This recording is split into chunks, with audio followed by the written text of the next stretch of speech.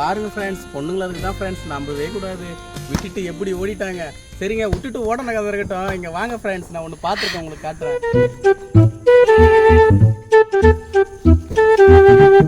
Friends இங்கே பாருங்க, இது சோற்று கற்றாழை.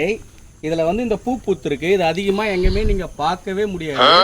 இது வந்து ரொம்ப ரேர் இது பூக்கணும்னா. இது வந்து எதனால் பூக்குதுன்னா, அந்த வீட்டுங்களில் வந்து ஒரு நல்ல ஒரு வளர்ச்சி வரப்போகுதுன்னா தான் இந்த பூ உங்களால் பார்க்க முடியும். இல்லைன்னு இதை பார்க்கறது ரொம்ப கடினம்.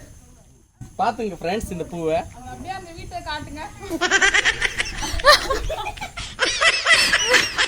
கொளுத்தி போடு பட்டாசு.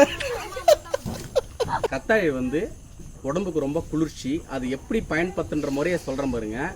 இதில் முதல்ல எடுத்து சீவிட்டு அதை நல்லா தண்ணியில் வாஷ் பண்ணிட்டு அப்புறமா இப்போ மிக்சியில் போட்டு அடைச்சிட்டு உங்களுக்கு தேவையானது நாட்டு சர்க்கரையோ அதெல்லாம் மிக்ஸ் பண்ணி சாப்பிட்டா உடம்புக்கு ரொம்ப குளிர்ச்சி. அது இல்லாமல் இதில் ஆன்டி ஆக்சிடென்ட் இருக்குது இதில். அதனால் வந்து செரிமான பிரச்சனை எல்லாத்தையுமே வந்து இது குணப்படுத்தும். உடம்பு வந்து ரொம்ப ஹெல்த்தியாக இருக்கும். இன்னொரு விஷயம் என்னன்னா, இதை வந்து அதிகமாக வெயில் காலத்தில் சாப்பிடுங்க. இதே போல் டைமில் பனி டைமில் மழை டைமில் சாப்பிட்டீங்கன்னா லைட்டாக கொஞ்சம் கோல்ட் ஆகிறதுக்கு வாய்ப்பு இருக்குது ஃப்ரெண்ட்ஸ்.